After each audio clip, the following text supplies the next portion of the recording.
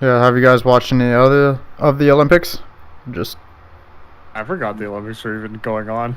I know No, people the ask me Olympics about it, are and I, actually god awful dog shit. So yeah, people I ask, heard are you someone got watching? No. banned for streaming a highlight off Twitch, so that's when I realized they were happening. yeah, we're probably gonna get podcast banned for talking about Olympics. Oh, you're talking about XQC getting... Fair use. Well, and then XQC hired a well-known fucking shit tier lawyer to defend a counterclaim. It's because he's cheap. No, it's because he's dumb as fucking rocks. Like, I don't. You guys remember H3H3? Mm-hmm. He got Kind of. yeah, like Ethan Klein or whatever. He got sued for a fair use thing, and he hired this guy named, he goes by video game lawyer or something. He's like active in the video game community, and he's a lawyer. And he hired him to defend the lawsuit, and then fired him because he's a complete hack and didn't know what he was doing, and then hired a real law firm and won. And then now XQC is going against the Olympics in a countersuit on fair use. And he hired the same hack lawyer as H3H3 started with. So you have to have the best lawyer in the business if you want to go against the Olympics. That is crazy that he would hire somebody like that and the not... IOC is like, I just don't think it's even worth it to go against the IOC. It's just that's such a powerhouse And they're so corrupt. world. Because they sell it all off to like all the huge networks. Like there's billions and billions of dollars, right? You don't want to have some fucking well-known D-list lawyer like just because he fucking happens to be associated with the video game community. Just a literal. Yeah, you are asking to... Well, you're Unless you also just want asking to... do the lawsuit out of principle and not win.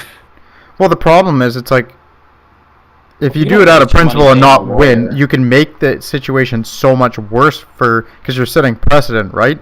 So you might as well still hire somebody who's really good, who can then at least like put up some good arguments, and then at least make the judge clarify why, why it doesn't count. Like at least make them think and come up with something that might actually make sense to, stop the suit or cause the suit to It's lose. ridiculous to hire a leech lawyer. Like, obviously, the lawyer wants the counterclaim to go through because it's just fat billables all day long, right? Like, Yeah, he doesn't care if he loses for that. like, yeah, exactly. Like, If it's he's a just shit free tier money. too. So he's just looking to make fucking huge bank and then fuck off, right? Like, he doesn't care. So Isn't Pretty XQC from Montreal? I don't think he's from. He's Quebec, I isn't think he? he's from a small town. Huh. Maybe Montreal. I thought he was. I think he. Maybe it's just a suburb or something. I thought he was from Dude, some like. Small Making francophones in Quebec proud. All right, well we are live, so we'll leave our wonderful Olympic talk and go over some. Well, XQC is like the Zoomer Quebecer because instead of Pepsi and a dart, it's snorting G Fuel. That's true. It's very classic Quebec behavior, just the new generation. Yeah, he's carrying the torch, spreading it throughout his little network in the States. Very good. All right, so today's topic, we're going to be doing some history dives. We each picked a topic that we thought might be interesting and took a look at it and from a historical perspective, and then we'll give our thoughts on it and then move on to the next one if there's any, and have a little bit of discussion about it potentially. So I think I can kick it off. I decided to go with Fukushima after a change of heart earlier on. This one is Melted down. yeah. It's obviously because it's nuclear. Melt down earlier on. What's that? I think I just have to quit. I think that's the call for me. I quit the podcast. Might actually be a good call. Terrible Save your contributions from Christ. I didn't hear it, thankfully. Cut out for me, so there you go. So maybe it'll avoid the podcast. Yeah, I've been cutting out badly there. We're gonna hope it stays that way. All right, so Fukushima, if you have lived under a rock, it's modern history. It was in 2011, so essentially, it was a nuclear disaster on par with Chernobyl. So they have a rating scale, and it goes from 1 through 7, and with 7 being the absolute worst, where there's an actual burst of like a serious release of radiation, and there's all sorts of technical definitions, but essentially it means like real radiation release with potential for destruction in terms of like human suffering. And this one was a 7, as was Chernobyl. So when I was looking into it, it's all obviously because it's nuclear power. It's extremely technical, but basically what happened is you had a nuclear plant that was sitting very close to the water. It was only about 10 meters above sea level, which when it was built, I think in the 50s, at the time that was considered okay, but later on, as human beings started to realize you needed to be a bit safer with these things, was noted it was too low, but it was already built, so there's nothing you could do. Yeah, back in the 50s. Like, oh, if it fails, it's a free nuclear test under sea. Exactly. Just 2 for 1. Well, it's like back in the day. You look at like the old. Man, what's another nuclear bomb exploding on Japanese soil? Exactly. It's just another free test. And they're doing it for themselves, and they're paying for it, so it's all good. This was a plant designed by General Electric. It was like an old school 1950s a boiler reactor. So essentially what these plants did is they used nuclear fission to boil water and then push steam through turbines, and then those turbines would power that would actually generate the electricity, because it's just like a big magnet and copper wires that spin through each other. And obviously it's far more advanced than that, but that's the basic premise. It's a pretty simple way of generating electricity, but then you tack on the power plant. And so what happened was there was a earthquake, a 9.0 on the Richter scale, which is huge actually. That's a massive that's a massive earthquake, and that struck just off the island. Honshu is the main island of Japan, and it struck out in the water, the epicenter being like in the ocean. And at the time, the plant had actually had 3 of its reactors down because they were going to be doing some maintenance and then refilling them. So they had 3 going at that time, but the ones that were down, they needed to cool. They were still trying to cool them off. And the way a nuclear reactor works is, obviously, like I said, the reaction, the fission reaction, is actually what generates all the power, like all of the heat to boil the water. And the actual the rods that create the reaction, they get extremely hot, and you can't just, it's not like you just flip a switch and then it cools down like within a couple of minutes. The reaction keeps going, and it can keep going for days and days and days. It's not as simple as just throwing a little bit of coolant on there and that's it. You actually need to make sure that the power to the coolant pumps have to keep going all the time until till the whole thing fully cools down, and then the reaction stops. And so when this earthquake struck, that also, because it was out in the water, it created a tsunami. And so when the earthquake struck, as is protocol, they shut all of the other reactors down. So all 6 of them were turned off, but you still have to keep those pumps going. And the problem is, when you shut, the pumps are actually powered, the coolant pumps are powered by the nuclear reactor itself. So when you shut them off, you have to go to another source of power. And those are diesel generators. This is standard operating procedures. You usually have diesel generators that run, or if you have hydro in the area, whatever else, you just power those pumps through a different source. this one has these diesel generators. Those kicked on to keep powering all of the coolant pumps. But because there was a tsunami, and this thing was only 10 meters above sea level, and the tsunami itself was 13 to 14 meters, that struck about 14 minutes. This was March 11th. The earthquake was at 2:46 p.m., and it took another 50 minutes from the original time of the earthquake till when the wave actually hit. And when that wave hit, it flooded the basement area, like the basement facility where the diesel generators were, and they knocked them offline. And so now you had no electricity going to these coolant pumps, meaning that these the reaction in the reactors of the nuclear plant are still occurring, and then they can just keep going. And then what they'll do is they'll melt. If that is allowed to continue without cooling down, it'll melt the nuclear material, and that'll get into it'll get through the containment zone, and then that actually gets out into the facility, and that's where you can have the nuclear radiation released into the environment. So that's what's deemed a meltdown, and that's obviously a complete disaster. So the big problem was when the tsunami hit, it flooded into the basement where the generators were and knocked them all out. And normally they're also going to have battery backups, and they're also going to have steam powered backups as well in this facility. But the flooding was so bad, it knocked a lot of that out as well. And unfortunately, they normally even have a backup beyond that, which is they installed, because in the 90s it was noted that, hey, you don't really have a great backup system here.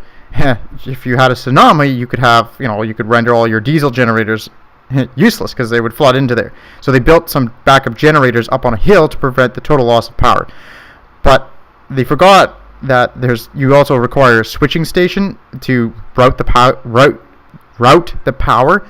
And because the switching station was also in the fucking basement, genius of course, it got flooded and knocked out the ability for those generators to cool all of the pumps. So essentially what happened was they had no power at all. And this was all within the course of a couple hours, and everybody is absolutely losing their minds trying to figure out what to do. And they scrambled more, the government and the company scrambled more crews to just throw in more batteries and mobile generators. They're like, okay, well, we've lost the switching station, we've lost all of these other backup generators, we've lost the batteries because those got flooded. So let's bring in more batteries and other generators and hook them up, and then it'll be okay. But all of the points where you could connect the electricity to were also fucking flooded. They also lost all of those.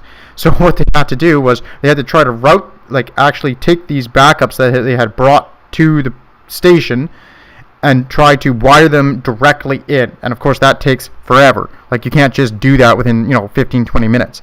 Meanwhile, the reactors are still reacting and potentially melting, and then you would get the actual radiation exposure.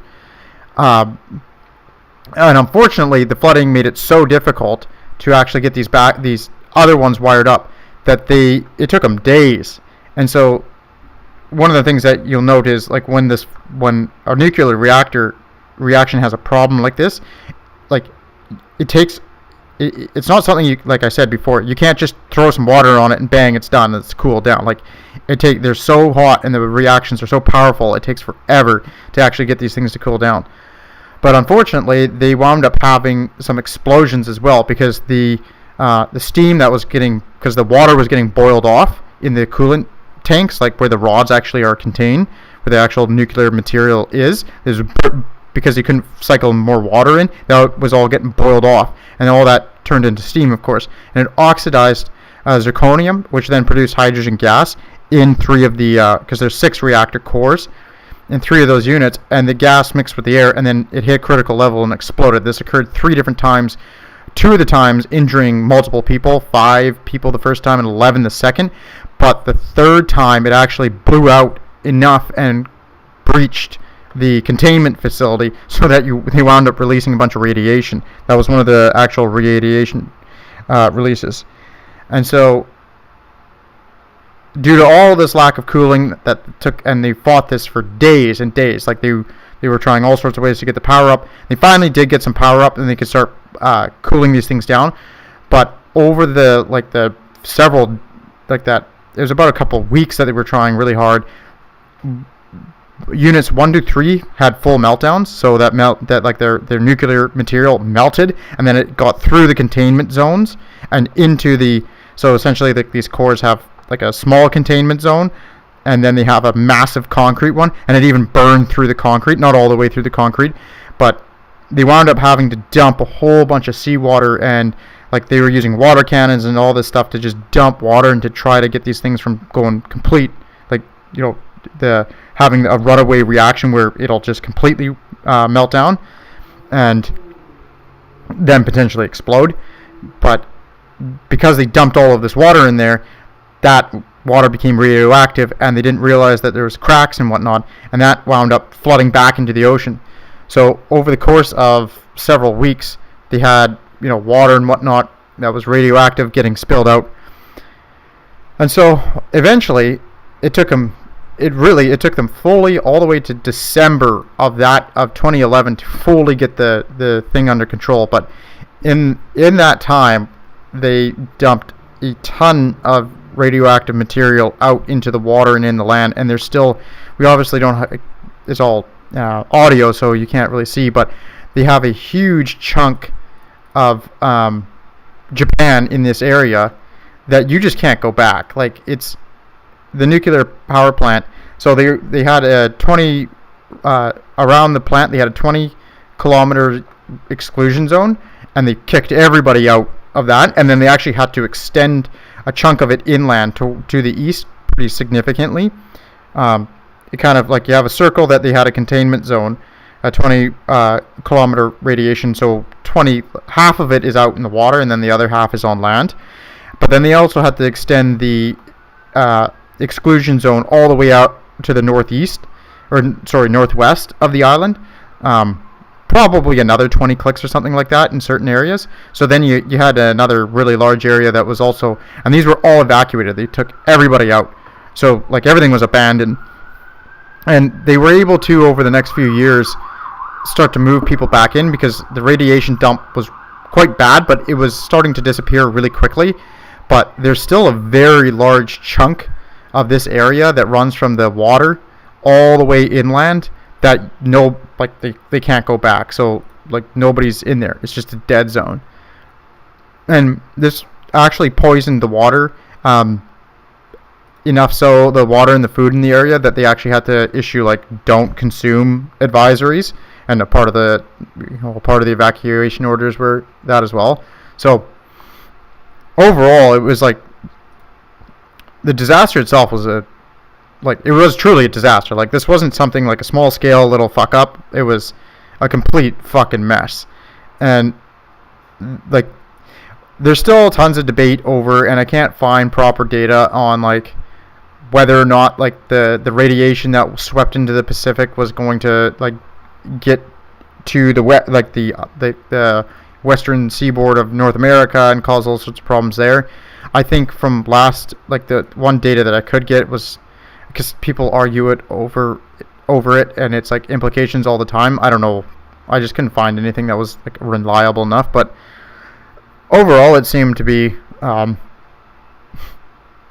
like a true nuclear disaster, and I didn't really appreciate it at the time that it happened, like how big of a impact it had on Japan. But I know that Germany, in response, shut down all of their nuclear power plants, and they wound up killing a lot of people because they had to use coal to replace it.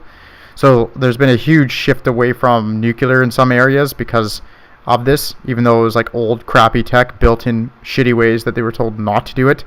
So it's actually had some pretty lasting impacts.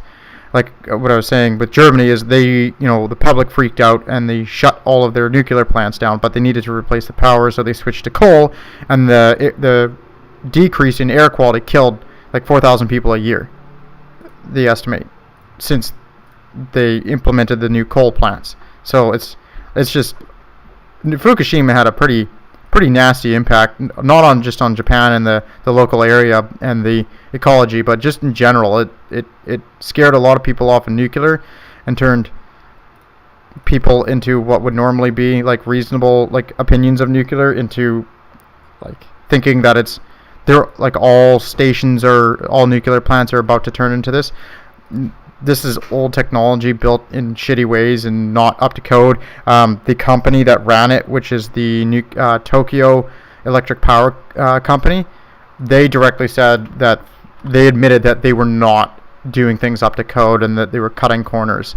So like they were actually the cause really of it. Like the biggest thing was that the switching station. They should have had that not been in the floodable area and moved up somewhere where it wouldn't have flooded up on the hill like with the other ones. You wouldn't have had this problem. Like it wouldn't have melted down. But they cut corners, so now we're stuck with another uphill battle for climate change because people don't want to use nuclear. Because of the public not understanding it at all. But that's it for Fukushima. It was a more technical one. I'm sure there's way more on this, but the technical stuff hurts my brain. And I think it's extremely boring for most people, so I don't know if you guys have anything to say to that, but that's Fukushima in a shitty nutshell. One thing I remember in particular was estimates as of a few years ago that 4,000 additional Japanese died the year after Fukushima due to higher electricity prices, with the supposition that they were then not heating their house as much in the winter and died. I don't remember Fukushima that well. But I agree, didn't really get that much coverage for how impactful it could have been or was. Although I guess it did lead to a lot of, like you were saying, with Germany and other places backing away from nuclear. It led to a lot of political ramifications, but it never really captured like the public imagination, I don't think, because it was fairly, I don't know, I don't think it was very compelling story at the end of it, right? Like it was just... Well, from what I read in Germany, it was predominantly because of the public imagination that it became politically expeditious to shut down all the nuclear plants that were running. But it didn't become a big deal in Canada, obviously. Well, yeah, I don't believe it did. And you'd think in Canada, like, that's kind of strange because Germany is way outside of any sort of impact zone, right? Canada presumably would have the West Coast that could potentially be more impacted than bloody Germany. And Canada also has a lot of nuclear, right? So what I saw was that it's the prevalence of nuclear in Germany that scared people, even though they didn't logically think that they aren't going to be hit by a tsunami. They just thought, oh, these plants aren't safe, and I drive by them every day, or they're in my neighborhood. Canada, I believe it's only Ontario that has nuclear, or are there other provinces? Oh, that's a good question. I thought Quebec had some plants, but maybe I think Quebec does, but Ontario has quite a bit. Like Canada. Yeah, Ontario's a big nuclear power center, so I don't know how it was taken over there. Yeah, because I don't remember anything in the Canadian like zeitgeist where it was like, oh, let's shut down Ontario, or at least nothing serious. Like I'm sure there was like some anti-nuclear. Yeah, there's always been anti-nuclear in Canada and America. Like what I remember is a shutdown in the time period, because that was when global warming was starting to gain political traction.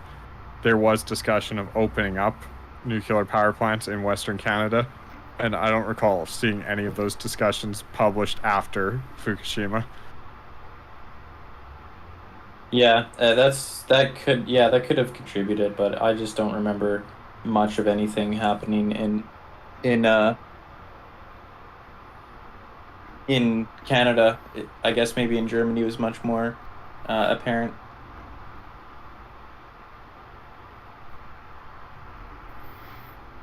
Yeah, it definitely seems like it was a pretty big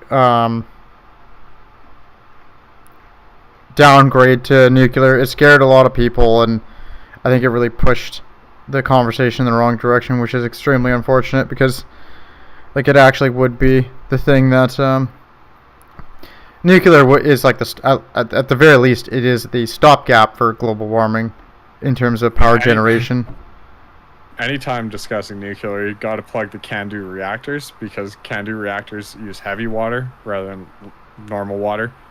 Therefore, given a complete loss of power, they won't have the same meltdown that's experienced by normal water power plants. They often call them light water, but it's just regular water. It's just, yeah, H2O, right? Yeah, instead of H3O. Yeah. Okay. Yeah, I don't know. I think it's like every generation, unfortunately, has had a nuclear power plant meltdown. That at least leaves, it's a sensationalist kind of story there to use as an example to fight against nuclear. Even though, like, I'm sure like you said, the technical details are messy, but as far as I remember, the actual death toll wasn't that high. Like, no, I like I don't know. I didn't find like the full estimates or anything, but it wasn't like people were. It didn't like irradiate the whole area so badly and instantly that, thousands and thousands of people died. There definitely was significant problems, and there was deaths from it, but it was not some sort of. It wasn't like a true, like bloodbath, really. But they will be tallying death tolls, presumably for at least another 80 years or so, just looking at abnormal rates of mortality. For instance, with 9/11, which wasn't nuclear, obviously, but had a lot of carcinogens released into the atmosphere. I believe the death toll that they attribute to the disruption of 9/11 is up to like 10,000 or something, as opposed to the 3,000 on the day, involving a bunch of firefighters that went in and got asbestos and everything. Well, yeah, just regular people, etc., etc. Yeah, I don't know. I just think, yeah, it's unfortunate that their stupidity and negligence, because I do remember seeing multiple kind of stories about how it was like they had been warned and told this is a very bad place to have a nuclear power plant and a very bad way to have it set up, and they just, fuck it. Yeah, and they even admitted to that eventually. They're like, oh yeah, we did a bad job. It's like, yes, you did. Yes, you did. It's very unfortunate that is going to be like brought up in perpetuity as a thing against nuclear. Well, you even saw it with the U.S. election in 2016, and I think with Jill Stein, like she was like, "Oh yeah, nuclear is awful. They're just nuclear bombs waiting to go off," and it's just not quite. Yeah, exactly. It's like, okay, well. Like, even Reddit had a problem when she did her AMA with that. Like, if Reddit can sort something out, then you've probably made a big mistake. Yeah, it's unfortunate. You guys have any other thoughts on that? Nope, that's it for me. Same. Yeah, I guess I'll go into my topic, which very different flavor. So I decided to do, I guess if you're in history, it's probably a fairly well-known topic, I think. I actually don't know. I just remember, the reason I remember this story was because of my first year history class. And I didn't even remember what it was. I just Googled some random terms related to it, and it came up. So I feel like it is fairly well known in the history community, but outside of it, I don't think it is. And it's basically the story of this French peasant back in about 1560. It was right around when the events took place, the juicy ones at least. And I guess I'll flesh it out in some detail. So there was a French Basque peasant family that moved north, what would that be, northeast, from Basque to like more French area called Foix. I'm going to butcher all these French pronunciation so bad. As is our right as Canadians who are I think bilingual. it's not even my right; it's my responsibility at this point to make it just anglicize the ever living fuck out of everything French, just to make it as awful as the pronunciation as awful as possible.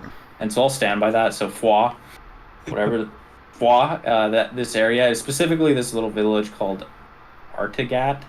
Artigat. It's probably Artagiat or some bullshit. I'm just gonna call it Artigat.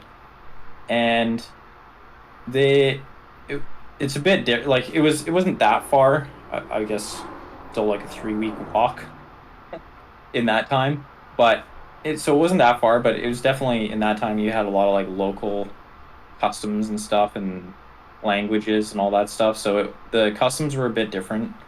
And one interesting thing about the area was it was like completely, the village was like completely free from any nobles. So there wasn't any like big dog noble that like ran anything, which was meant that important to the story is that it meant all the legal things were dealt with first by like village counselors essentially, or village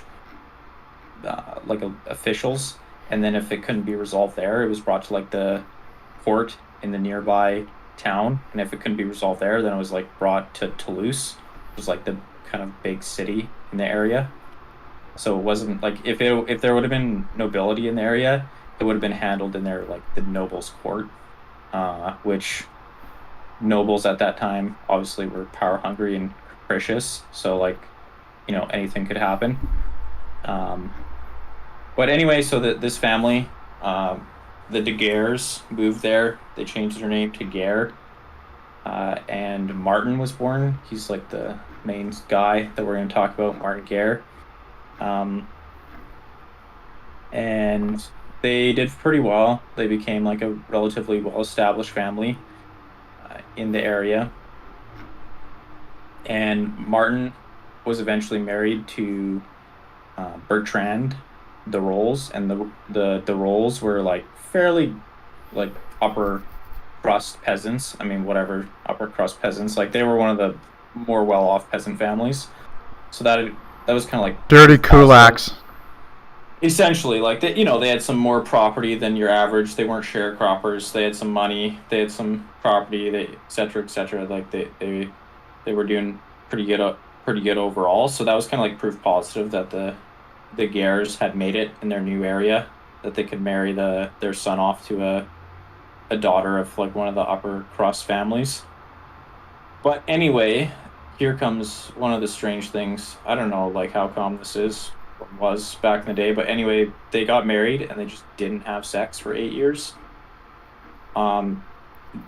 Not much was given for the reason other than there was a curse.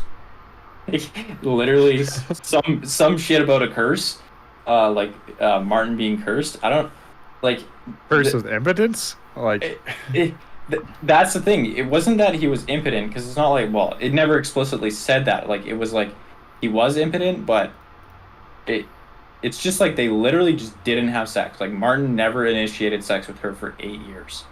And they were married when they're quite young. He was like 14 and she was like 12, but that was like young even for the time. But it was just weird. Like that was the only thing. It makes sense for like 4 years, but 8 is weird. Make sense. It's fucking weird. And there was no speculation or anything in the historical record, but like the only thing I can think of is he was like gay or something, like something really weird, because like it makes no fucking sense. Like he just didn't try to have sex for 8 years. Well, let's just say he couldn't get it up for some reason. Well, then the weird thing is this wise woman had pulled some ceremonial bullshit and like did some like talking to them and stuff, and like gave them like some, I don't know, potion or some shit, and then they banged and they had a kid within like a couple weeks. Was it a little blue pill? Is that in the historical records? It doesn't make sense. Oh, what's the new one? It's the like Blue Chew or something like that. Getting sponsored. It makes no sense. It's like, so clearly he could get it up like physically. It's just he just didn't want to for 8 years. So anyway, a few months after he had the kid with her, he was accused by his father of stealing some grain, and apparently in Basque culture, that's like huge deal, like to be accused by your family member. So he just like left the area and just fucked off instead of face the consequences.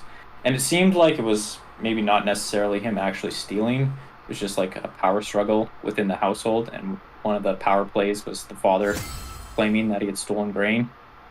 But he just left, and he went to Spain, and he was a lackey for a Catholic cardinal, which a lackey was, I think, is just like kind of like a court servant, like a servant. And apparently the Basque were prized as lackeys in the day because they were acrobatic and athletic and good at it. The good old days. Yeah, the good old days. That was this. Scott, you must be acrobatic. But apparently he fit the stereotype, and he was actually quite athletic, and that was the only thing he really liked doing back in his old village was sword fighting and doing sport shit with his fellow villagers. But anyway, he just was gone, and in French law, you weren't allowed to remarry unless you had proof positive that your spouse was dead.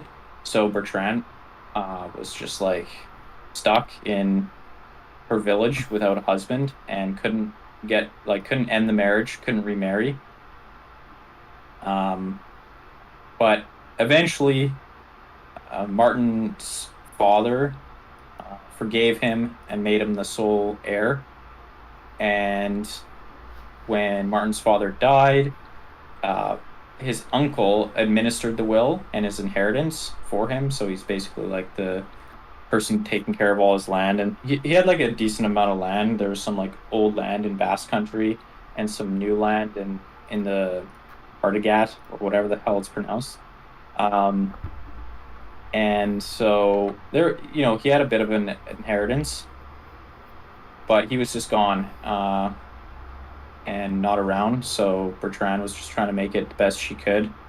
And another weird thing that happened was Bertrand's mother was widowed and married Martin's uncle. Just, I don't know, weird village shit, I guess. But that was like cemented Martin's uncle as like the head of the household now, because he was also Martin's wife's father-in-law now, instead of uncle-in-law. Anyway, along one day, like 8 years later, there's this guy that says that he's Martin. And he shows up back in Artigat, says, "I'm Martin. I'm home. I was adventuring in Spain and France and fighting for the French army." And he knew quite a bit about Martin. He he knew Bertrand. He knew intimate details about their life. He knew all the villagers. He knew, he had memories. He had memories about them. He had memories about his sisters. He had 4 sisters. He knew things about his sisters, blah, blah, blah. But the big, what's that movie guy? Shitty movie guy. Twist. Shyamalan. Yeah, M. Night Shyamalan twist that I won't say it till the end is this guy was an imposter. And what he had done is he had kind of, it's hard to piece together for sure what happened, but it seemed like he had a passing, like a fairly decent resemblance to Martin, and he had been mistaken for Martin at one point by a few of Martin's old friends. And he started learning about this guy's life, and he realized that Martin had just left, and Martin was the heir of a pretty substantial inheritance by peasant standards. And this guy, his name was Arnaud de Till, was a bit of a carouser, drunkard, good old boy. Yeah, a bit of a sordid soul, and he realized that Martin's inheritance and life was better than his. And he was a smart guy and had a good memory. So he started gathering information on Martin. And before he went to the actual village, he spent like a couple of years kind of in the periphery because he was from an area of a small village, kind of near, in the same region as Ardadgat. And so he spent like a few years near the village, just like indirectly gathering information about Martin. And then he finally showed up not at the actual village, but a nearby village at the inn and claimed to be Martin. And then so Martin's sisters, his uncle, Martin's uncle Pierre, who was administering his inheritance, and his wife Bertrand all came to the inn, and they were like, "Oh, you're Martin," and he's like, "Yeah, remember all this shit we did together," and blah blah blah, and they're like, "Oh, you're Martin," and they like kind of embraced him as Martin, and then he started like pumping them for information, especially his wife, who stayed with him for a while in the inn while he was convalescing from a sickness. And so like they go through this for a while, and then he returns to the village after pumping his wife and relatives for a bunch of more information, and like shows up in the village, and he knows everyone's name, and he remembers stuff about them, and he remembers them doing stuff together, and has these accurate and thorough memories of everyone. And so they all, for the most part, people are like, "Oh yeah, you're Martin. Okay, cool." And he goes living life. Has him and Bertrand have a couple of kids, like a couple daughters. I guess one survives past infancy, and this goes on for about 3 years. So just living life. Some people do raise concerns. The funny one is like the shoemaker is like, "Man, Martin, your shoe size really changed a lot over the years. That's never happened before in the history of feet." Martin's just like, "Yeah, I know. That's pretty crazy, right?" I don't even know how way you respond to that. I'm just like, "Yeah, that's cool. I think you're forgetting my shoe size or some shit." Like I don't know how he got out of that one, but there were people like going like, "Oh, this is kind of weird." This is, obviously, but Sorry, how big is the village? Like, how many people? it's like a few hundred people. So you would so you'd know the person, you'd grown up with them for a very long, like you know them quite thoroughly. So people, like, it's not like you'd have. Yeah, it wasn't like it was like a huge town or anything. Yeah, it was like I don't there was no direct numbers recorded, I don't think, but it would be in the hundreds for sure. Like it wasn't thousands of people, it was like a few hundred. Anyway, eventually the imposter, he goes also by, I'm gonna call him by this name. His like nickname is Pansette, I guess. And so Pansette wants to have the full records from Pierre, the uncle, about everything that has happened financially to his inheritance since Pierre took over. And Pierre's like, "No, I'm not giving you the records." And then Ponset's like, "Yeah, give me the records." And then anyway, it devolves into like a legal suit where the imposter, Ponset, sues Pierre for the records. And that was like, it was like not unusual to give, like it was expected that you would give the records over of an inheritance, but Pierre, I guess, was probably had some shit to hide, but was just prickly about it and didn't want to.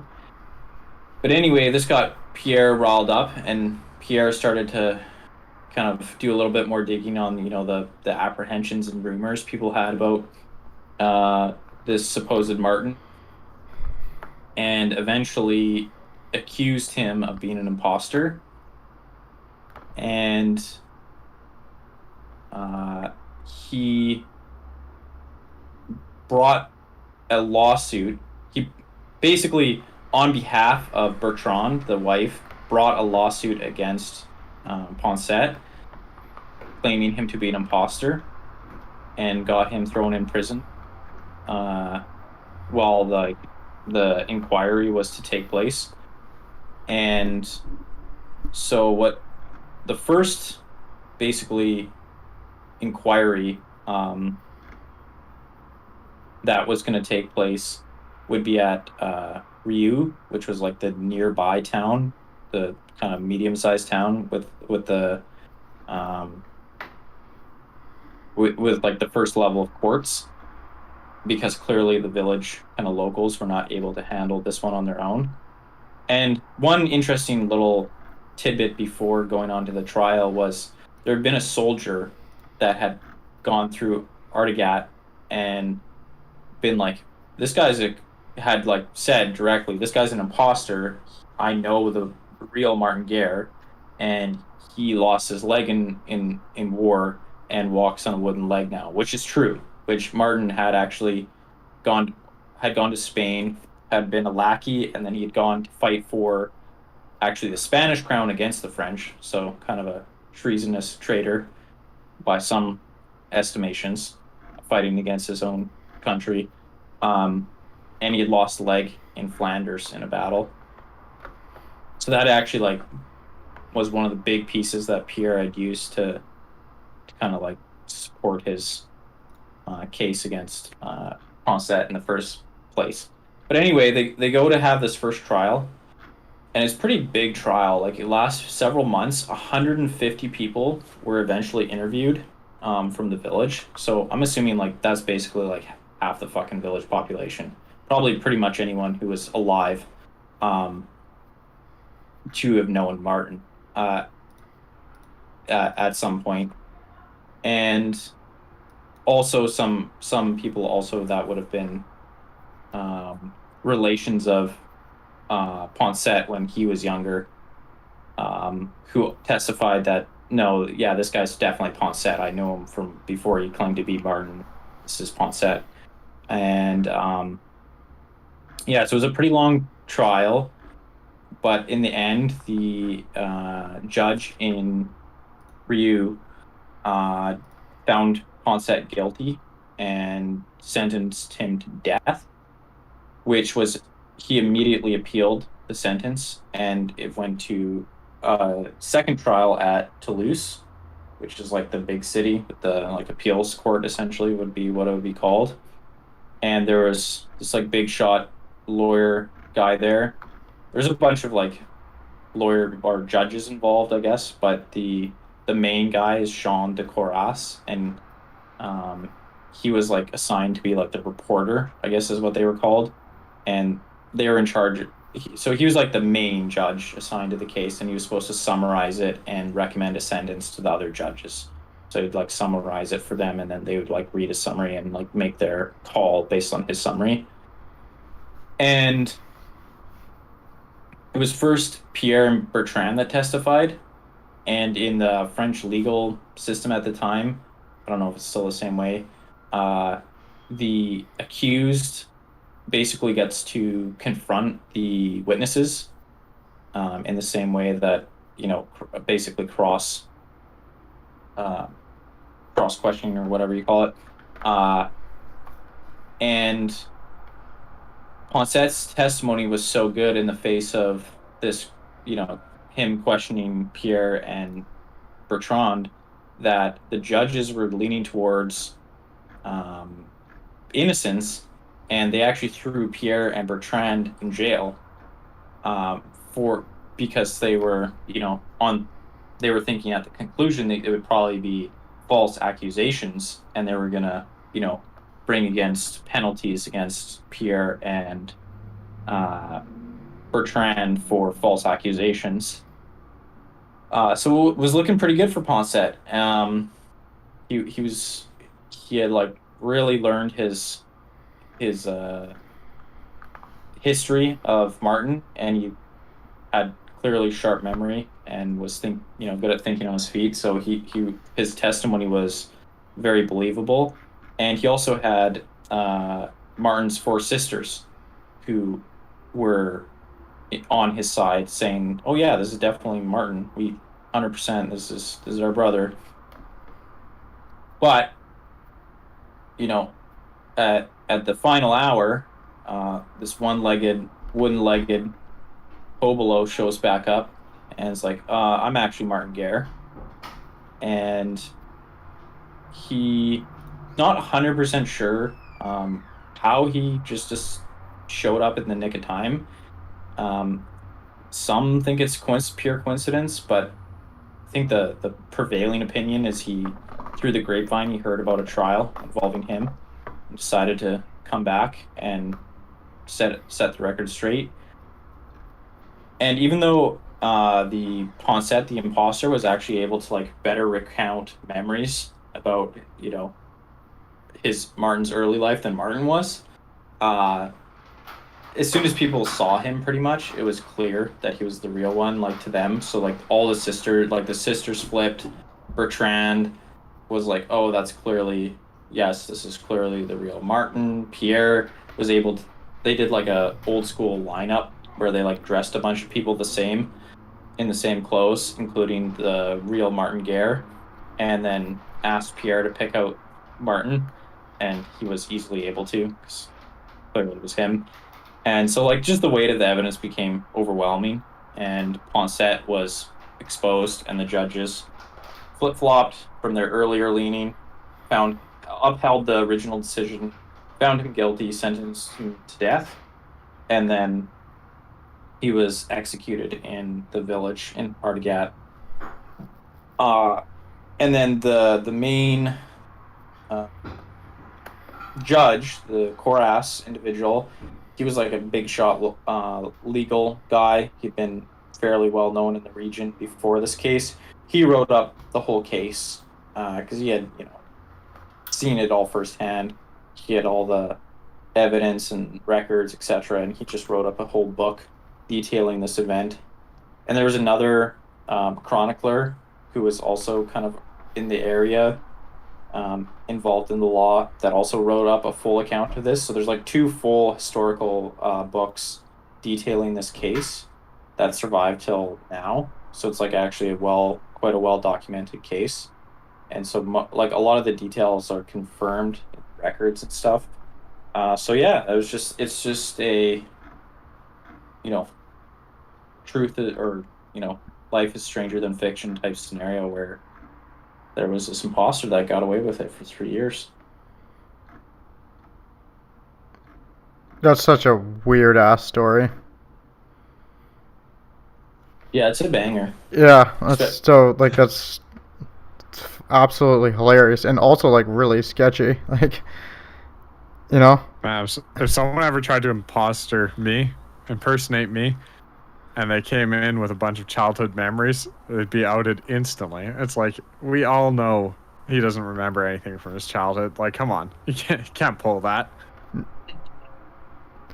Too much brain damage. Exactly.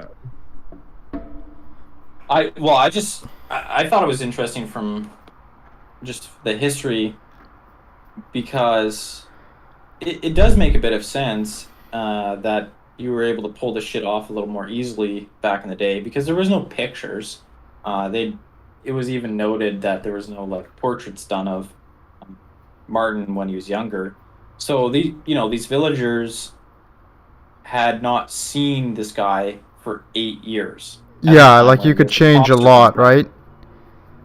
Yeah, and he grew a beard, like he had a beard. Comes back, and it's 8 years later. Like, if you haven't seen a picture or like anything of a guy and for 8 years, and they come back, like, you might not have a great recollection of what they look like.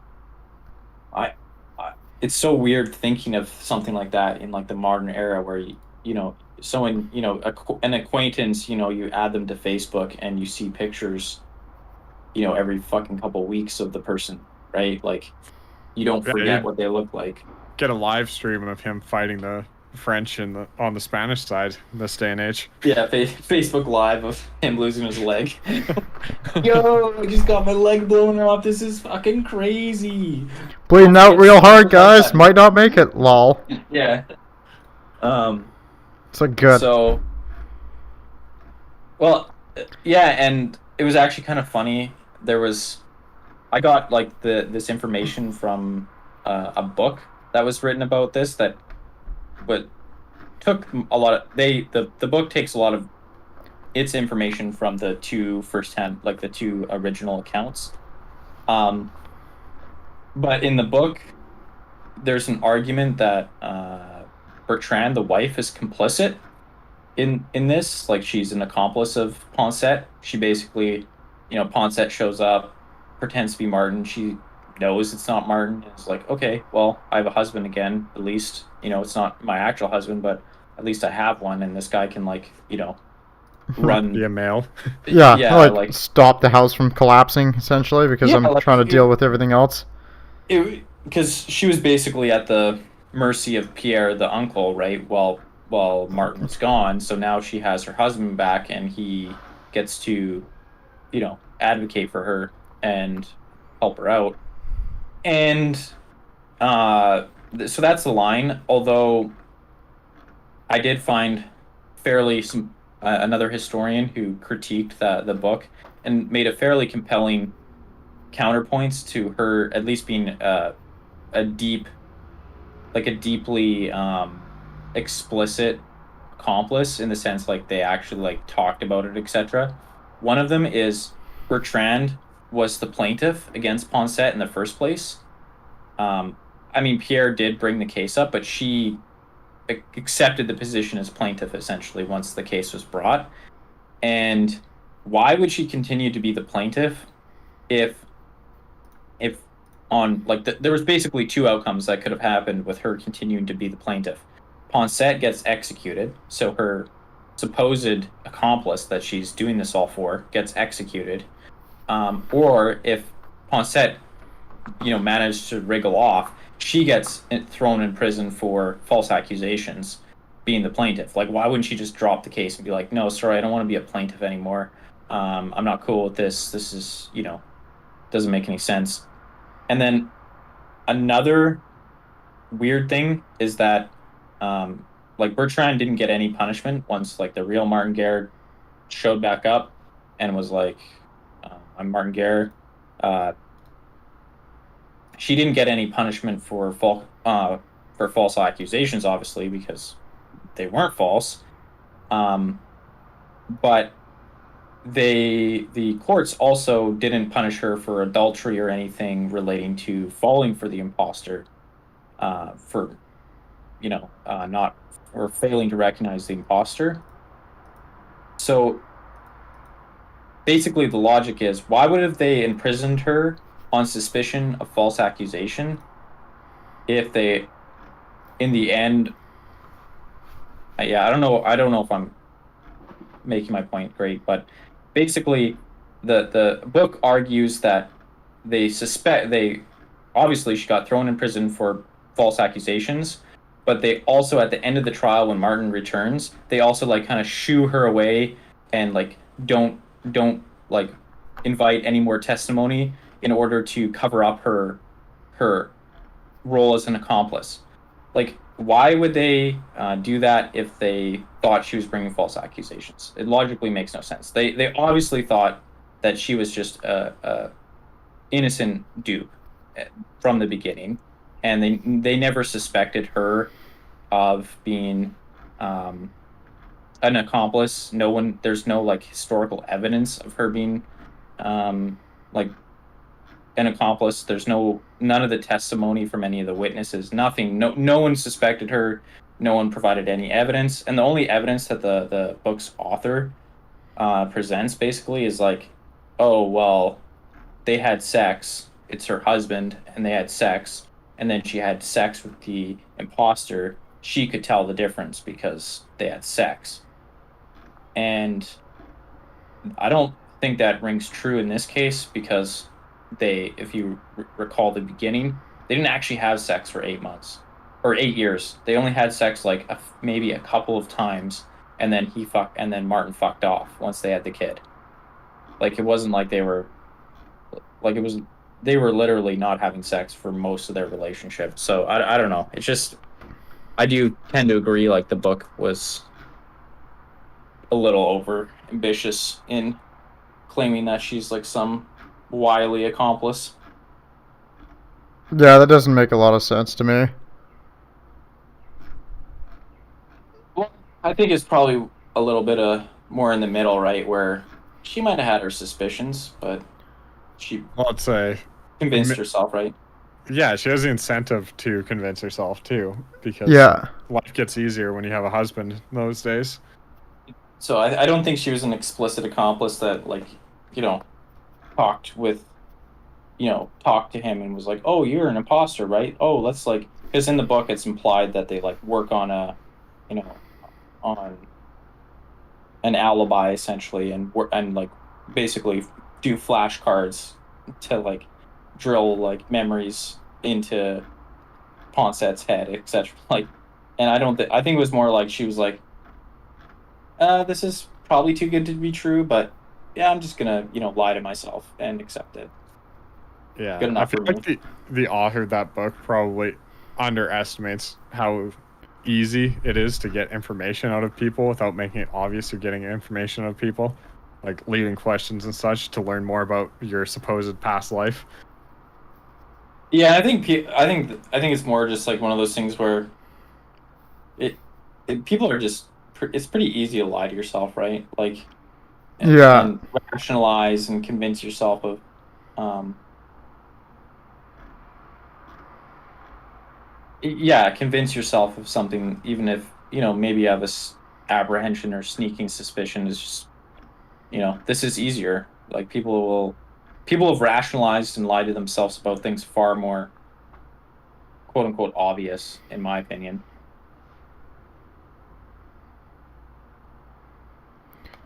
Yeah, it is a very fascinating case for sure. It is. It is. I think, as you put it, truth is, or the truth is stranger than fiction for sure. In this case. Yeah, I guess my last point is just um I think just like it's such a huge illustrator of like how technology changes possibility, right? Like there's just not a thing that would happen, I don't think, in modern era. It'd be a lot harder for sure. And I also think is like, people always say, oh, people go traveling, let's say like traveling for consciousness raising experience. That's always like in other words, like people's main reason for traveling, right? Like they want to force themselves to uh, uh, examine their own assumptions and their own culture, etc., by comparing it to a new one, where they travel to, and kind of see the water they swim in by changing their circumstance by traveling. And I think as like the world becomes like much more homogenous due to uh, technology and communication technology, especially like the internet and everything, like the world flattens, it becomes much more homogenous. I think your ability to use like something like travel is getting like less and less effective. And I think history is getting like more effective at like providing that consciousness raising experience because history doesn't change. It doesn't get homogenized. It doesn't get flattened. It is what it is. And you can still see like um it still illustrates all like your assumptions and all the things you take for granted in the same way that people try to get out of what they try to get out of travel, right? And I think so that's like one reason that I found that story interesting was because it does do that for you. And it will always do that for you because it will never get homogenized and flattened by technology. It's there to stay. Yeah, exactly. It'll never change in that sense.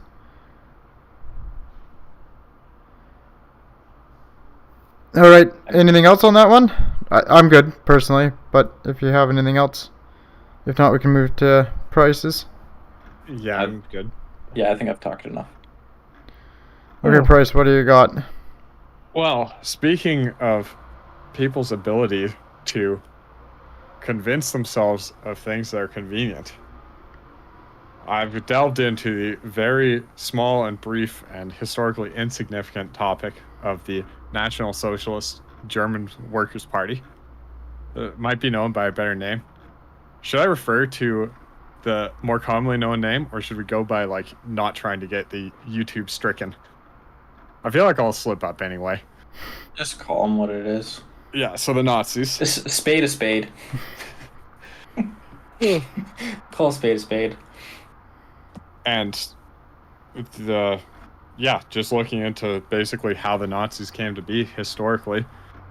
And I think to preface it, the Nazis and its consequences were a disaster for the German people. That's inarguable, and in fact, the more you look into it, the more it was terrible for them. But at the time, they were convinced, or at least a plurality were convinced, that it was all going to be fine. So to understand the Nazis, you have to go back to the conditions of Germany that followed the First World War and what sort of state that left the country in. Because at the end of the First World War, the entire Western world was effectively shell-shocked. It was devoid of meaning. The meta-narratives, the way people had of understanding their lives and the place in the world had been ripped out from underneath them by the brutality that they had committed to their fellow man. And in the winning countries, this was an existential crisis, and it was even worse in the losing countries of Germany and, well, what was left of Austria. So the Weimar Republic was what came to rule Germany after the end of the First World War. And that was led initially by a coalition between the Socialist Democrats and various other parties.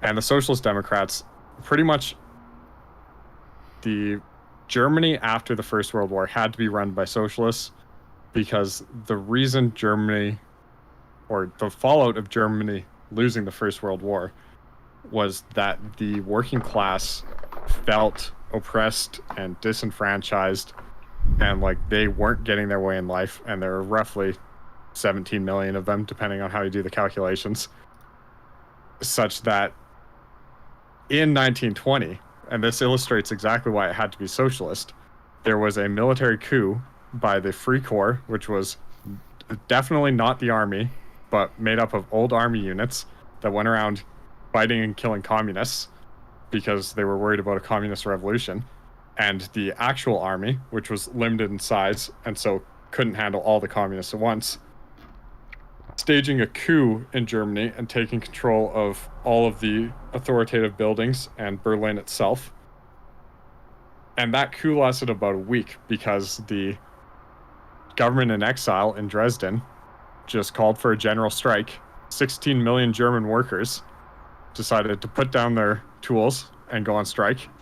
So within a week, the junta that was put in place collapsed because they couldn't even communicate with each other because radio stations weren't running, let alone any of the other difficulties of running and governing a country. But they were dealt with very leniently by the government when it returned, and that was obviously not taken well by left-wingers who just saw a ultra right-wing authoritarian coup attempt, which wasn't even going to restore a monarchy, but instead install a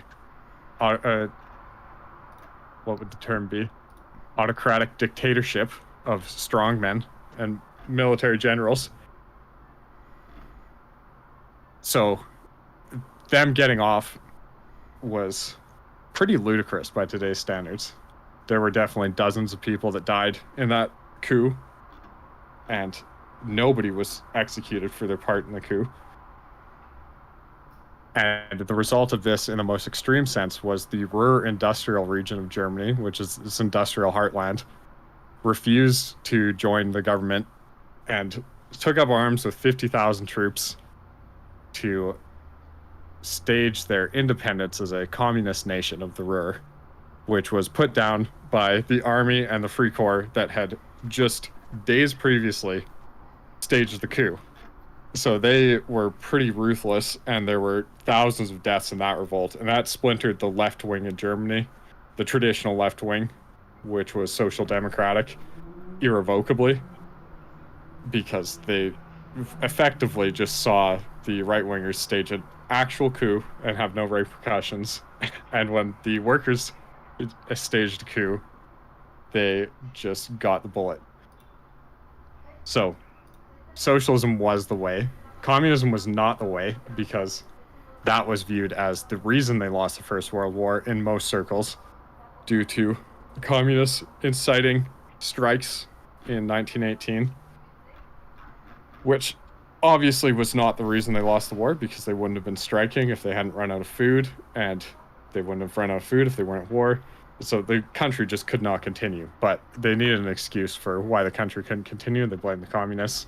So that was out. So you had to be a socialist, but you couldn't be a communist.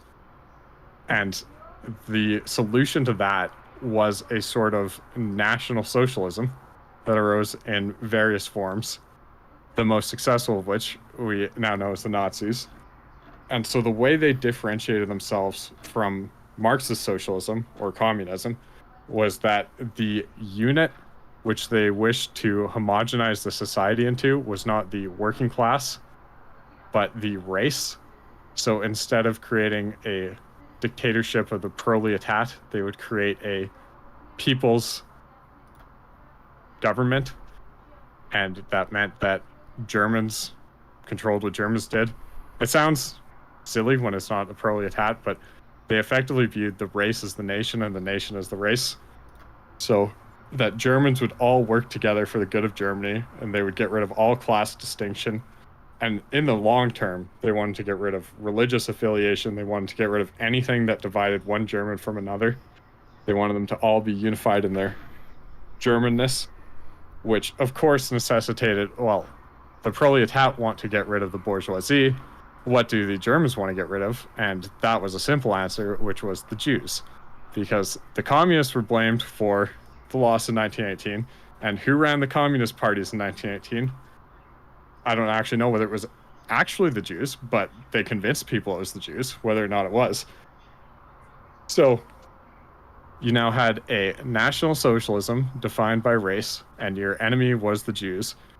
And they defined internationally all capitalism as being beholden to the Jews, and that the Jews were driving capitalism into the ground.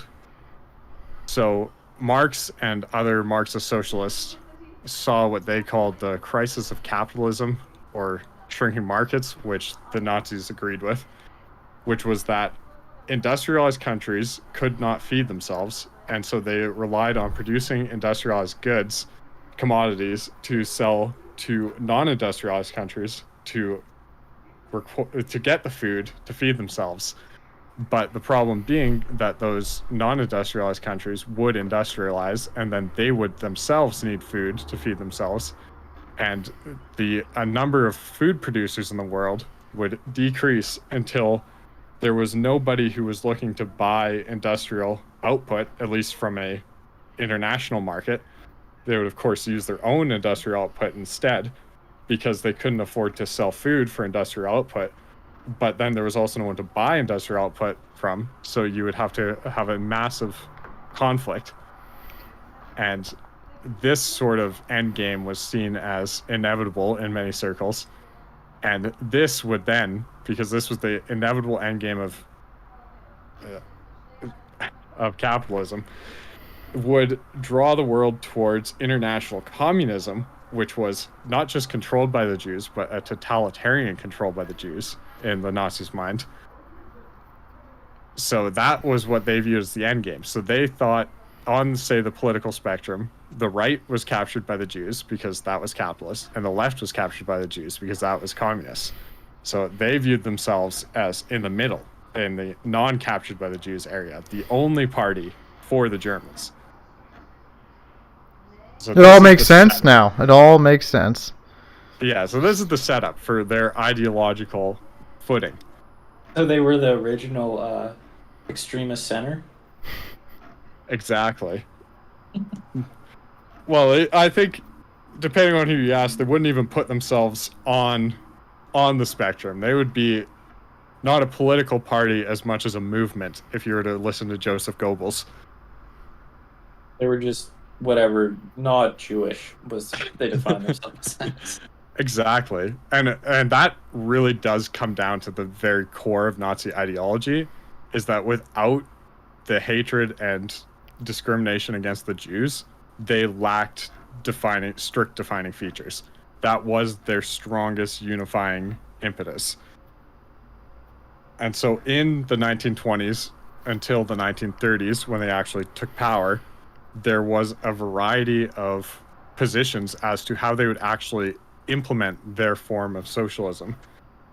So what had happened in the world at that point is the Russian Revolution, and the Russians went with the classical Marxist implementation of socialism, which was to nationalize all industries and strip all assets from the wealthy and redistribute the wealth.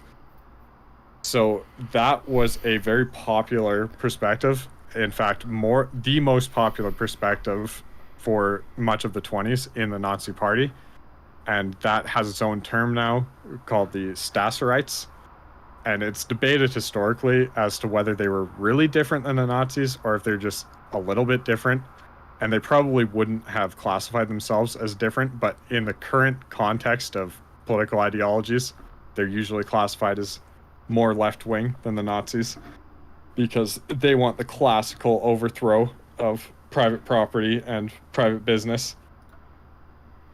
Whereas you had moderates, and really the famous moderate, and everyone knows him for being moderate, is your boy Uncle Adolf Hitler. And he knew that the Russians were not having a good go of it with their nationalization industry. And this was, interestingly enough, there seemed to be a debate in Germany as to how successful the USSR actually was, because Statzer and Rome was the other one on his side. They presumably thought that the way the Russians were going was perfectly fine and they were running great. But Hitler and other economists within the Nazi Party looked at Russia and they decided that that had basically driven their economy into the ground, and they were nowhere near recovering to their pre-revolution industrial output. So you didn't want that happening in Germany. And then there was the pragmatic aspect that you could get a lot of support from business if you said you weren't going to nationalize all businesses. And everyone in the country was to varying degrees socialist that was popular. So if you were trying to be the socialist that was friendly to business, that gave you a big leg up on funding. So Goebbels was the propaganda minister, which most people familiar with Nazi Germany will know. And he initially was a radical and was disgusted actually with Hitler's denunciation of the radicals. He couldn't understand how he could conflate Marxist socialism with the Jews, because he obviously hated the Jews, but he didn't hate Marxist socialism. And then eventually, through Hitler's orating skills, he convinced the majority of the Nazi Party of his position being correct, including Goebbels, who has a diary that's got a bunch of really over-the-top quotes, and you got to wonder if he just kind of had a public diary and then there's a private diary somewhere that nobody knows about.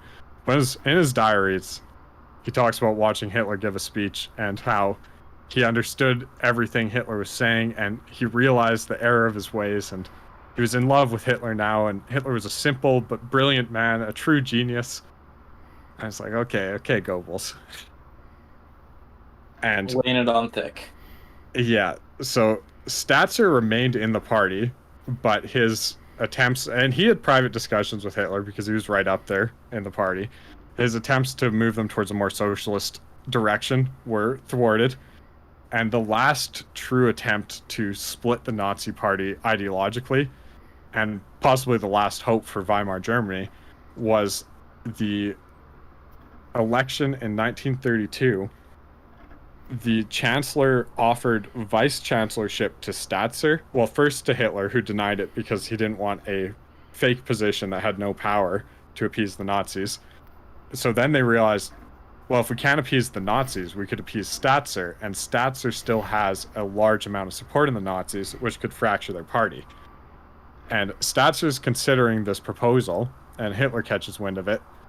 This is yet another example of Hitler just coming in and bullshitting his way through everything, because he just got the members of parliament for the Nazi Party together and effectively berated them for an evening and said, you've got to be with me, and just ditch Statzer.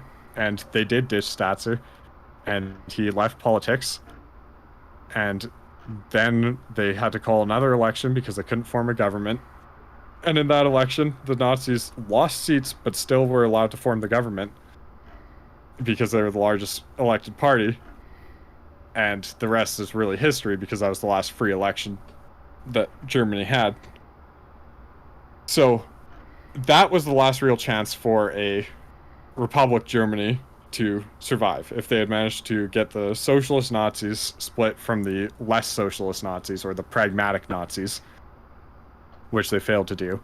And then once the Nazis had taken absolute power, they had their brown shirts, which are relatively famous, but to illustrate, they would go around Germany and they would fight in street brawls against communists or any other subversives they found, or people they didn't like, or Jews, and basically were a mob of 3 million men. Interestingly enough, there was a phrase that many of them were beefsteaks, because people who just enjoyed violence for violence sake or power joined the brown shirts without even being Nazis. So they were brown on the outside and red on the inside, because many of them were ex-communists or socialists. And there was a running joke within the brown shirts that they had 5 Nazis last week, 3 Nazis this week, and a few more weeks they'll have no Nazis in their troop at all. And Rome was the one who was in charge of the brown shirts, and Rome was an ex-military officer, and he knew a thing or two, because during the 20s he was the liaison between the Nazis and the army. The army during the Weimar Republic was a very autonomous entity after the coup. This was another aspect of appeasement, in that the army being autonomous was kind of the carrot, that if you don't coup us, or if you don't support a coup against us, you can basically do what you want. So Rome was their liaison between them and the Nazis in the attempted beer hall push, which failed. And then he came back after that and ran the brown shirts. So the 3 million strong brown shirts wanted to absorb the 100,000 strong German army, which was absolutely unthinkable for the German nobility and army, which Hitler had just been focused on placating through his refusal to go through with radical socialism. And this wasn't good for Hitler, but he was also, pretty much by historical accounts, best buddies with Rome, in the fact that Rome was the only close acquaintance of Hitler who called him either Adolf or 80, as opposed to either Hitler or Führer. So they were really close individually, and the rest of Germany did not think this was good, because they thought Hitler was about to get couped by Rome, and then Rome was going to do everything that they had caved to the Nazis to avoid happening to Germany, which was deplace the nobility, redistribute the wealth, and nationalize all industry. And he was going to do this with a 3 million man strong army. So then Hitler, to placate these people, decided he would make the brown shirts smaller. Rome, knowing he was Hitler's buddy, said, no, what if I make them stronger instead? Started making them stronger. Hitler didn't do anything after that, didn't know what to do. Goes to meet with Mussolini. The Foreign Office of Germany had convinced Mussolini to tell Hitler the brown shirts were ruining his international image, because they're trying every angle of attack to get him to shut these guys down. And eventually, in a meeting with Hindenburg later on, he was moved somewhat by Mussolini, but not enough to do anything. Hindenburg told him he would declare martial law and give the Reichswehr run of the country if he wouldn't put Rome in line. And that was what led to them actually putting down the brown shirts in the Night of the Long Knives. Incidentally, that's also when Statzer died, and nobody knows whether Hitler ordered Statzer to be killed, but he was definitely viewed as a political enemy for many of the high-ranking Nazis. So Rome and Statzer were killed on the Night of the Long Knives, and that was effectively the end of radical socialist National Socialism. So at that point, the pragmatists, the moderates, had won, and they were now in charge of the country. They had their dictatorship, and they didn't have anyone threatening, as Rome would call it, a second revolution to finish the job. So after that, you had the much more sane members of the Nazi Party, like Himmler, coming in and separating the SS from the brown shirts. And this is where these guys were in the party from the beginning, but they didn't really have much against Hitler. They knew they were too crazy to ever get elected. I believe they knew that. And they were never a threat in that sense. But once they were in, you had all of the insanity of Himmler especially pushing a neo-pagan ideology and attacking Christianity to the point where Hitler had to tell him to lay off because more than 90% of Germans were still Christian, even though the Nazis were in. And the Nazis didn't endorse Christianity, but they knew they couldn't attack it because that was just political suicide. So Rosenberg was the one that was in charge of Nazi racial theory. So he had, and this is going back to the 20s, and even before then, there was a lot of undercurrent in the early 1900s Western world of weird, well, by our standards, weird racism. So the first guy the guy that's considered the father of Rosenberg's theory was Chamberlain, and he was actually a British national that just fell in love with Germany and decided to live in Germany and wrote his books in German, as far as I could deduce. So he was a huge influence on Germany. So let me find his direct quotes here.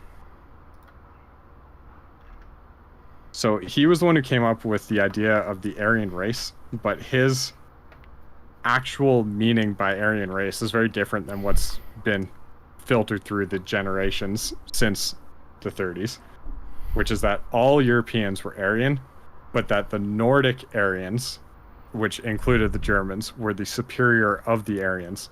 And even Moors were Aryans in his racial theory. So he basically purported that only Aryans, which is to say Europeans, could form civilizations, and that miscegenation with lesser races caused the downfall of civilizations, which is a theory that Hitler basically ran with in many speeches, really got the people going. And at the time this was released, which was the early 1900s, before the First World War, it was the book that detailed these theories was accepted with praise in the entirety of the Western world, including Britain, and it was especially popular in Russia. And the only famous quotation I could find against the book was Theodore Roosevelt, or Teddy Roosevelt, who highlighted the fact that the author was extremely biased and said that he represents an influence to be reckoned with and seriously to be taken into account. So not a fan of the book. Other than that, it doesn't seem like there were too many people that even thought these terms about Aryans and Jews were out of line. So that's always an interesting thing to keep in perspective, is historically this sort of anti-Semitism found in the Nazi Party rhetoric was not uncommon. Now, of course, nobody was committing the Holocaust, but they were talking in the same sort of fashion that would then lead to the actions of the Holocaust much earlier. So then that was developed by Rosenberg, who was the chief racial theorist. And especially in the 20s, he was influential, and people viewed him as the sort of thinker behind Hitler's speaking. Like, Hitler was just there as a mouthpiece for Rosenberg's ideas until the 1930s, when he wrote a book that was extremely critical of Christianity and effectively politically imploded. He was absolutely sidelined by the Nazis and given no position of power due to the fact that the church hated him so much, both the Protestants and the Catholics. So he was actually quite distraught at the treatment of Slavs in the Second World War, because he viewed Slavs as Aryan. Surely not the Nordic Aryan, that was the master race, but still an Aryan. And that's an interesting one, because he was the one who proposed that Germany, after invading the Soviet Union, should set up client states and push anti-communism and get the locals on their side, which was absolutely not what the Germans did. Far the opposite. But in practicality, the German logistics didn't really allow for them to feed their own army when they went to war in the East. So they had to steal from the locals, which kind of makes the ability to cooperate very difficult. And then on top of that, they couldn't feed the locals even if they had stolen from them in the years to come. So then it definitely would have been logistically impossible. But Rosenberg was a philosopher and a romanticist more so than a man of action. And the funniest part of his biography is that during the Nuremberg trials, leading Nazi Party members who were questioned about Rosenberg's book that outlined his whole racial theory apparently hadn't read it. They knew what Rosenberg's general racial theory was, but they didn't read his book. Like, that was... and the quotations of the party members who did allegedly read his book varied between pretty much nothing and that it was drivel. So he wasn't a very well-liked individual, and that comes across in the historical record. He had the funniest ideas about the end game for German National Socialism, though, that were written down that I could find, which is that he wanted to replace Christianity with the National Reich Church of Germany, and the publication of the Bible would be prohibited. Crucifixes, Bibles, and saints would be removed from the altars. Mein Kampf would be placed on altars to the German nation and therefore God's most sacred book. And the Christian cross would be removed from all churches and replaced with a swastika. And this is like himself reining himself in, because he still didn't like that, but it was what he would term positive Christianity. And he basically wanted to rewrite the German faith of Protestants and Catholics into a positive Christian viewpoint, that Jesus was an Aryan who ended up in Israel and raised in the Jewish faith, but his blood was Aryan, and that he resisted the Jews. That was his whole life. That was the way to frame his life. Not some sort of great man who was achieving things through pacifism, but to frame it in the sense of resistance. And then, based on it being framed in the sense of resistance, you could toss out the Old Testament and all of the Judeo influences on Christianity and replace them with more Nordic influences. So it was a wild ride what this guy wanted, because he was the out there thinker. So then you had Himmler, who ran the SS, and Himmler's much more famous, I think, because he was more of a doer. He established an actual division in Germany, a think tank, that would investigate Nazi claims. And so this is where you have science exactly backwards. The Nazis would make a claim about something racial, and then they had a team of scientists and a think tank to concoct evidence to support that claim. They had a literal confirmation bias unit. Yeah. So like these guys, they went on missions before the war all over the world. So they'd go to Tibet, and lots of them, this is really interesting, is that a lot of them were good, hardworking academics, and this was a way to further their actual academics and get a ton of funding. So they did it. But after the war, there wasn't much research into these guys because they remained the forefront of the academics in Germany. And they didn't look into it themselves, and they didn't allude to that there was anything to look into. But so they went to Tibet as their most far-ranging expedition, and they took measurements of hundreds of people's skulls because, of course, they thought the skull had direct relationship to blood and racial purity. So they wanted to see how far east the Aryan genes had spread. And then they even took casts, full moldings of people's skulls. But at the same time, they were doing this sort of racial investigation. They were also taking thousands of plant samples and animal samples, stuff that a genuine scientist would be interested in, but it was all footed. The bill was all footed by the craziness of the SS and the fact that they wanted to figure out whether or not the Aryans in ancient times had gotten to Tibet or not.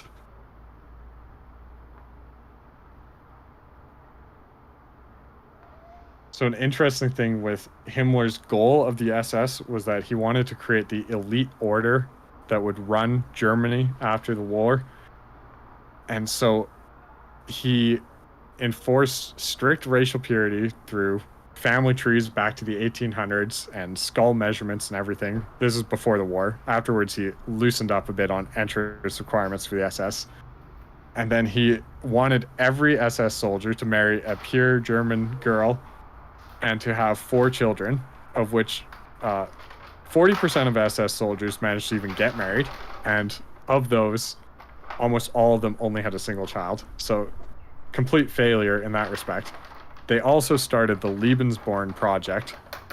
And as they did not like Christianity, they didn't have anything against sex without marriage.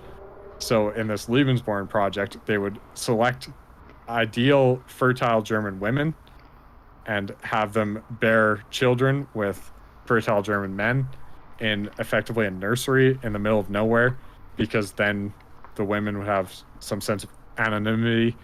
They wouldn't be in their hometown doing this stuff or anything. And over 10 years, that managed to raise about 10,000 kids for his future master race, which I think a lot of his crazy eugenics sort of ideas are attributed to Hitler in like pop culture, wherein people think all Germans should be blonde hair, blue eyed. And I mean, that wasn't really necessary for the SS, but those definitely big pluses if you're blonde hair and blue eyed. But that was never like the Hitler perspective. That was the Himmler perspective, who was also brown hair, brown eyed. The interesting thing when they went east that you don't see a lot of discussion of, and this was a split operation, but the SS was part of it, was repatriating ethnic Germans into Germany. And at first they thought, oh, yeah, everyone's going to volunteer because they're ethnic German, and why wouldn't they want to live with ethnic Germans? Race is all that matters, right? And so they go into these places, they set up lists, and you can sign up for the list. And then they'll give you the privileges of being German, including conscription. And you can be a German again, not just a foreigner, an ethnic German in a foreign land. Shockingly, people didn't want to be alienated from their friends and neighbors in their country that they might have lived in for hundreds of years, and didn't sign up, at which point it became compulsory to sign up. And the SS would actually take ethnic Germans that didn't sign up and put them into concentration camps. And they were especially happy if those Germans had kids, because they would then separate those kids and give them to other German families to raise as foster children, because Himmler believed that it's the nature of German blood to resist. And so therefore, the ones that resisted the most signing up as German must have been the most German. So their kids would be really good German blood to incorporate into the German Reich. And then, of course, they would resist too much, so they went to a concentration camp. It's just like absolute insanity. So by the completely the opposite of what they wanted. yeah. And so by the end of the war, they had about 900,000 soldiers in the Waffen SS, which was their military arm, and about half of those weren't German citizens. And this is where the reasoning gets really wacky, in that they effectively viewed that they were Aryans, but they weren't German Aryans, or they had part of the German Aryan, but they weren't full German Aryans. So when they signed up for the SS and went to war, they would die in battle. And then when they died in battle, their Aryan spirit, their racial spirit, would linger on in their compatriots who fought beside them and strengthen their compatriots' racial spirit, therefore making them stronger, better Aryans by fighting and dying alongside their comrades. And this was purifying the blood in the most true sense. So the SS were really jumping through a lot of hoops to justify needing to conscript as many people as possible. It's almost like it's a retarded ideology made up by retarded people and then implemented in a retarded fashion. So that was basically like the ideologies. Hitler's ideology, as much as it was an ideology, was very pragmatic. And I'll get into that because effectively what happened in Germany was not what Himmler wanted. It was not what Stotzer wanted. It wasn't what any of these different people wanted. It ended up ending up being what Hitler wanted. So they came into power. The first thing they did was suspend the parts of the Constitution that protected private property so that they could start stealing Jewish businesses and Jewish property, and then also using their lack of protection to bully big businesses or small businesses into doing what the government wanted. So they initially started off with a big wave of nationalization where they nationalized any business that wouldn't work with the party. The biggest example being Junkers, which was an aviation firm, and they wanted to continue making aviation. They wanted to make planes for the public sector, just transport planes, fly people around the world.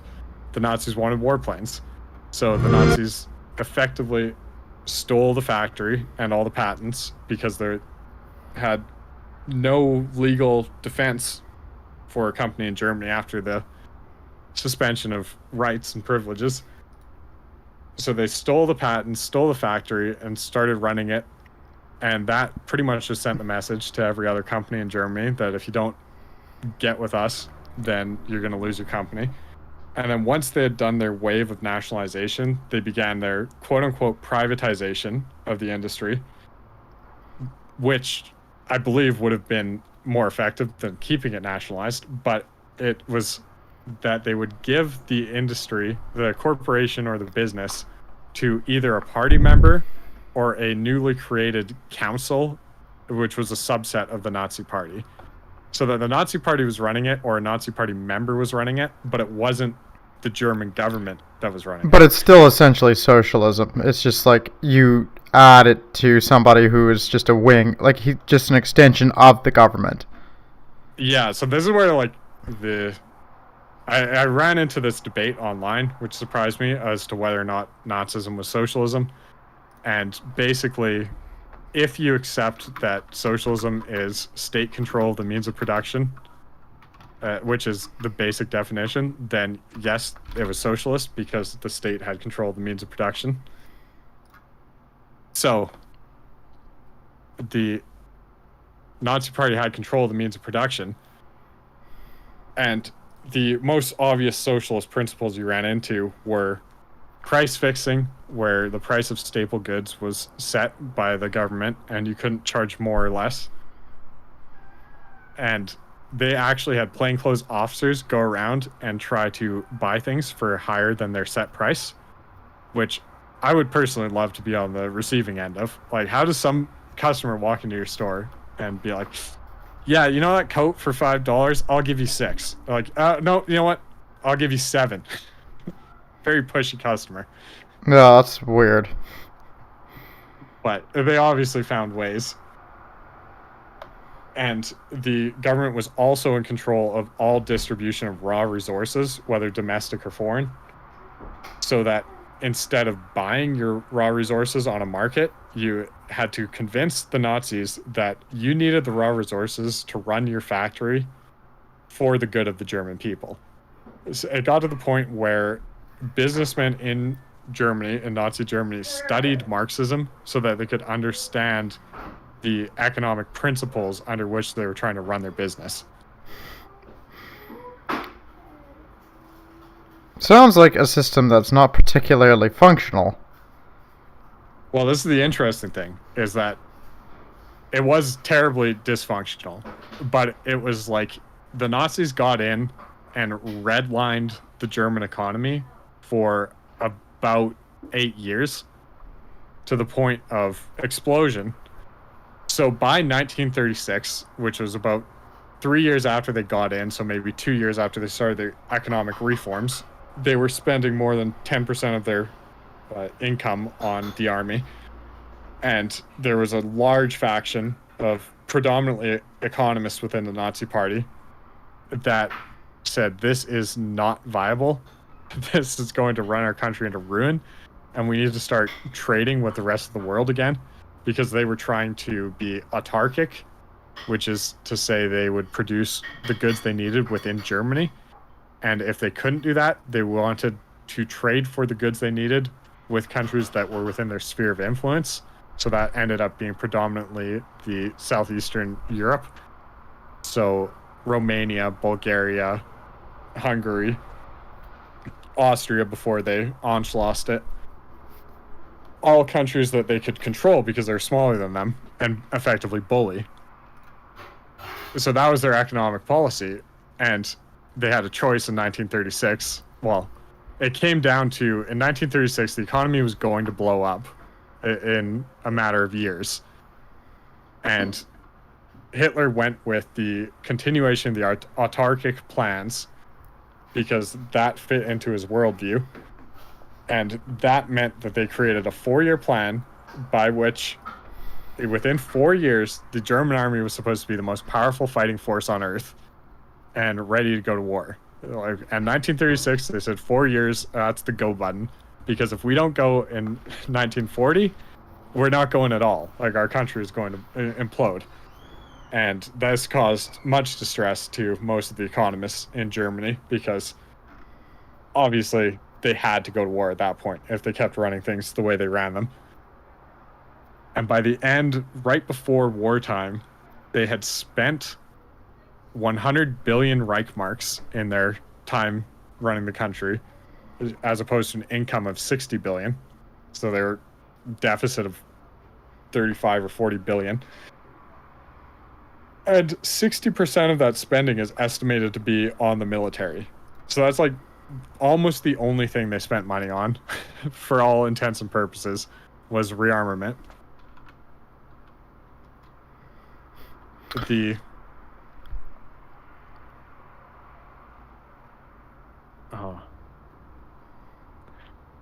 Yeah, so the rearmament worked very effectively, but they left a bunch of their civilian sectors behind. Interestingly enough, though, once they went to war, they refused to enter total war until 1943, which is to say, converting your civilian factories to military production and recruiting all of your civilians in non-essential jobs to military production or the army. And the big reasoning behind that was the belief that they had lost the First World War on the home front and that the distress of the people had led to them siding with the communists and striking. And they really just didn't want that to happen. So they're effectively running a normal economy as hot as you could to produce the military, but then they didn't want to actually jump into a fully total war economy. Another stopgap that you used to avoid total war was slave labor, which had the added bonus of keeping wages out of the economy, which would also serve to overheat it, because once you add women to the workforce, then you pay the women in the workforce, and then they buy the things at your fixed prices. And then since your prices are fixed, they don't adjust to the added Reichmarks in circulation. So then you just run out of things. So they didn't want that to happen either with total war, but eventually they had to. And an economic analysis from the German ministry in 2005 estimates about 30% of pre-war German military spending was funded by assets seized from the Jews in Germany, which is pretty surprising because they spent a ton of money on the military. So basically, they basically had no option but to go to war, and because they knew they were going to go to war, so they just said all hands on deck. Screw it. We'll run it.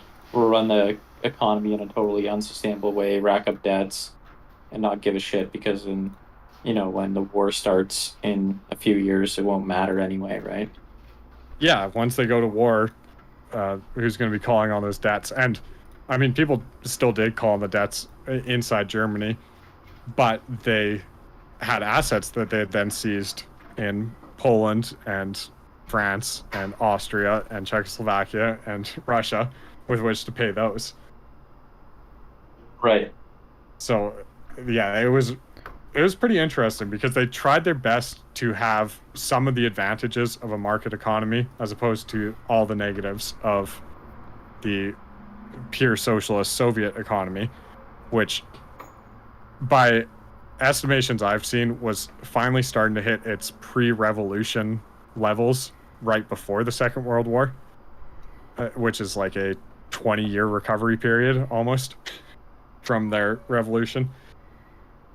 And the Germans themselves only recovered from the Great Depression in 1941 based on wages paid, but that was really heavily to do with the abolition of labor unions, which assets the German government also seized and then put into their national labor union. That wasn't actually a labor union. It represented workers and employers at the same time to maximize productivity. And they just didn't like wage increases, so they didn't increase the wages of Germans. And instead, they incentivized them with like cruises or subsidized opera tickets. Lots of stuff that you could do things cheaper, but it was all stuff the Nazis wanted people to do. So no degenerate art. You couldn't spend your money on degenerate art because you weren't getting more money. But you could go to an opera because that was subsidized. That's the thing with like government intervention, right?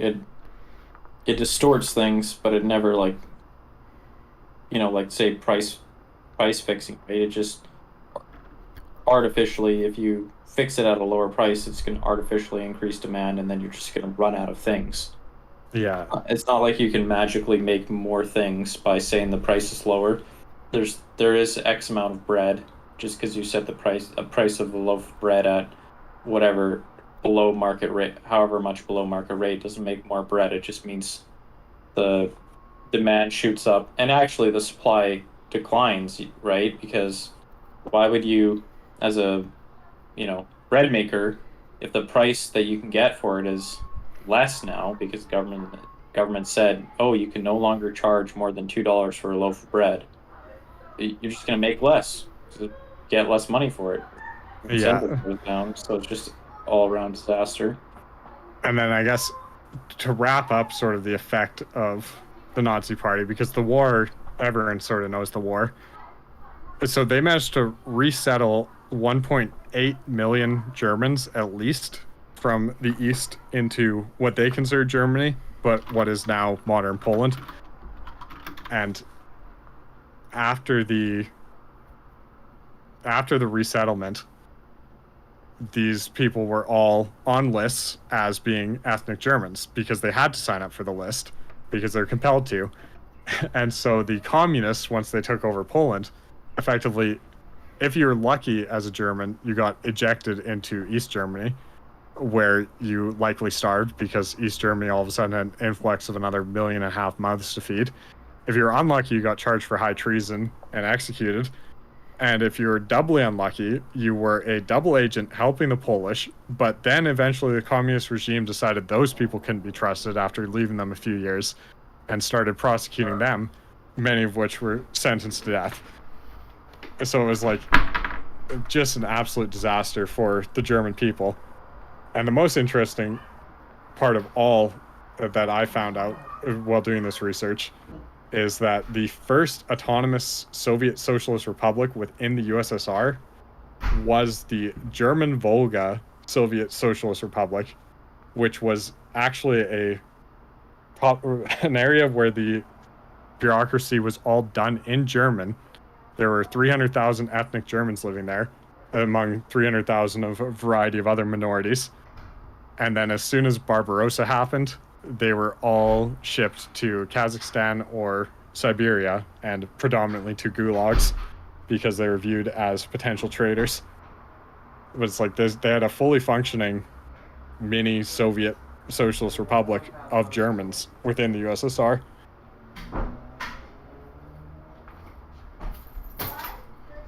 Well, yeah, I guess One of the cats calling. Sorry, I'm on the podcast. the direct consequences of are obvious, but there's I didn't know about the resettlement and the, having your entire life uprooted and then being outed as a German in the Soviet Union post World War II would be a very unfortunate outcome. Yeah, so they accomplished very much the opposite of their intended goal of being pro the German people. Backfired to a degree. you could safely say it backfired to a certain degree. Was there any other points on that one? No, I got nothing on that. It's pretty crazy to just see how truly delusional they were. Well, I think it is interesting, like I don't know what you call it, the depth of understanding of Nazism is very shallow in like the popular culture, right? Like they're just the big evil. They are like the extreme right. It's like the extreme of the extreme right wing political, like they're like that's the how they're portrayed, right? And they're really a mismatch, like mixed bag of a bunch of different ideologies. Like you were saying, they have the pagan influences, but they also have very deeply Christian influences, and then they grab socialism, Marx inspired rhetoric, and then they also have a bunch of other weird racial theories that come from completely other places, all kind of baked into one. And I mean, I think I've done a little bit of reading on fascism as well, and you can't really even define fascism well, in my opinion. Like, there's not really a satisfying definition in my estimation of fascism. Yeah, the best definition for fascism I've seen is a reactionary ideology in opposition to the rise of communism, which I didn't mention, but when the Nazis took power, they had 33% of the vote, and the communists had 18% of the vote at second place. So it's like Germany was polarizing, and it was due to the Great Depression, and it was going to go one of either way. And when you had the huge injection of money and funding into the Nazi Party because the companies were scared of the communists coming to power, it really makes a lot of sense.